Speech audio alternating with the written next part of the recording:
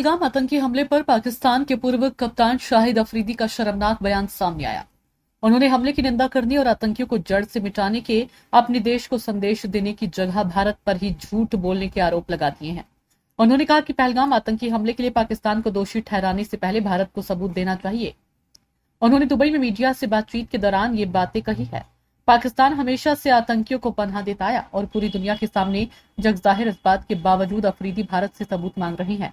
इतना ही नहीं, पाकिस्तानी महिला टीम की ओपनर गुल फिरोजा का भी एक बयान वायरल हो रहा है, जिसमें वह कह रही हैं कि वह भारत में खेलने की इच्छुक नहीं है और अच्छा है कि आगामी महिला वनडे विश्व कप में उनकी टीम को एक न्यूट्रल वेन्यू पर खेलने को मिलेगा। पहलगाम आतंकी हमले में 26 लोगों की मौत हो गई थी।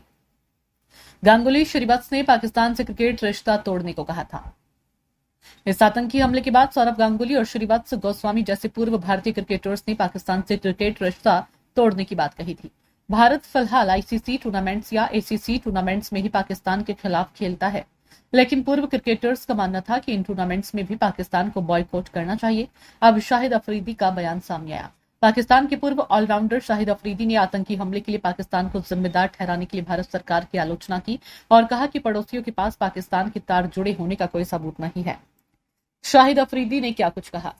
पाकिस्तान के न्यूज पोर्टल मिनट मिरर और न्यूज चैनल जियो टीवी के मुताबिक शाहिद अफरीदी ने कहा, यह बेहद निराशाजनक है कि भारत ने एक बार फिर बिना किसी सबूत के दोषारोपण का सहारा लिया है। इस तरह की कार्रवाई केवल तनाव बढ़ाती है और क्षेत्र में शांति प्रयासों को बाधित करती है। अफरीदी ने कहा कि आरोप प्रत्यारोप का खेल खेलने की बजाय भारत को बातचीत में भाग लेकर मसलों को सुलझाना चाहिए और क्रिकेट को राजनीति से अछूता रखना चाहिए। उन्होंने कहा, आगे बढ़ने का एकमात्र रास्ता बातचीत है। हिंसा और आरोप प्रत्यारोप का खेल स्थिति को और बिगाड़ेगा। खेल, विशेषकर क्रिकेट, सभी राजनीतिक हस्तक्षेप से मुक्त होने चाहिए। अफरीदी ने इस दौरान यह भी कहा कि मैं समझता हूं किसी का भी कोई भी मजहब हो, कोई भी दहशतगर्दी का समर्थन नहीं करता। वहां पर जो हुआ वो अफसोस की बात है। इसके बाद अफरीदी ने यह भी कहा कि ऐसा पाकिस्तान में होता रहा है। उन्होंने कहा, पाकिस्तान में ऐसा होता रहा है। बहुत अफसोस की बात है कि इस तरह की चीजें नहीं होनी चाहिए। पड़ोसी मुल्क का आपस में रिश्ते बेहतर रहने चाहिए। लड़ाई झगड़े का कोई नतीजा नहीं है। एज एम्बेसडर ऑफ पाकिस्तान मैं यही कहूंगा कि देखें, क्रिकेट की वजह से, स्पोर्ट्स की वजह से और स्पोर्ट्स डिप्लोमेसी पे मेरा बहुत स्ट्रांग बिलीव है। इसको सियासत की नजर नहीं होना चाहिए।